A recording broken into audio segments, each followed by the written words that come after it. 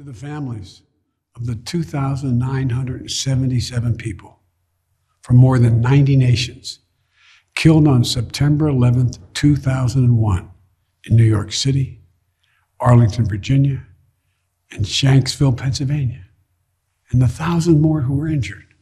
America and the world commemorate you and your loved ones, the pieces of your soul. We honor all those who risked and gave their lives in the minutes, hours, months, and years afterwards. The firefighters, police officers, EMTs and construction workers, and doctors and nurses, faith leaders, service members, veterans, and all of the everyday people who gave their all to rescue, recover, and rebuild. But it's so hard, whether it's the first year or the 20th. Children have grown up without parents, and parents have suffered without children. Husbands and wives have had to find ways forward without their partners in their life with them. Brothers and sisters, uncles and aunts, loved ones and friends have had to celebrate birthdays and milestones with a hole in their heart. No matter how much time has passed, these commemorations bring everything painfully back, as if you just got the news a few seconds ago. And so on this day, Jill and I hold you close in our hearts and send you our love.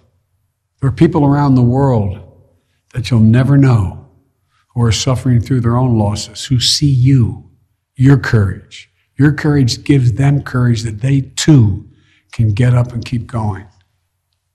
And we hope that 20 years later, the memory of your beloved brings a smile to your lips, even while still bringing a tear to your eye. In the days that followed September 11th, 2001, we saw heroism everywhere, in places expected and unexpected. We also saw something all too rare, a true sense of national unity. Unity and resilience, the capacity to recover and repair in the face of trauma. Unity and service, the 9/11 generation stepping up to serve and protect in the face of terror, to get those terrorists who were responsible, to show everyone seeking to do harm to America that we will hunt you down and we will make you pay. And that will never stop, today, tomorrow, ever, from protecting America. Yet we also witness the darker forces of human nature. Fear and anger, resentment and violence against Muslim Americans, true and faithful followers of a peaceful religion. We saw national unity bend. We learned that unity is the one thing that must never break. Unity is what makes us who we are, America at its best. To me, that's the central lesson of September 11th.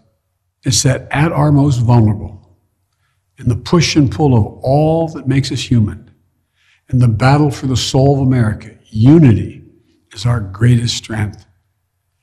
Unity doesn't mean we have to believe the same thing. But we must have a fundamental respect and faith in each other and in this nation.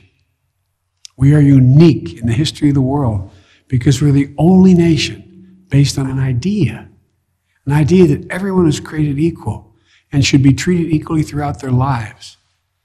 That is the task before us, to once again lead not just by the example of our power, but by the power of our example. And I know we can. For I know hope is not simply an expectation. Hope is a conviction. Hope allows us to act with courage, to act and honor those we lost 20 years ago, and those who have given their whole souls to the cause of this nation every day since. To act and build a future, not a reactionary one or one based on fear, but a future of promise, strength, and grace worthy of their dreams and sacrifice. And to act and keep the faith that while life is fragile, it is truly something wonderful. We find strength in its broken places, as Hemingway wrote. We find light in the darkness. We find purpose to repair, renew, and rebuild.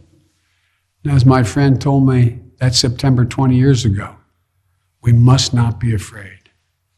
May God bless you all.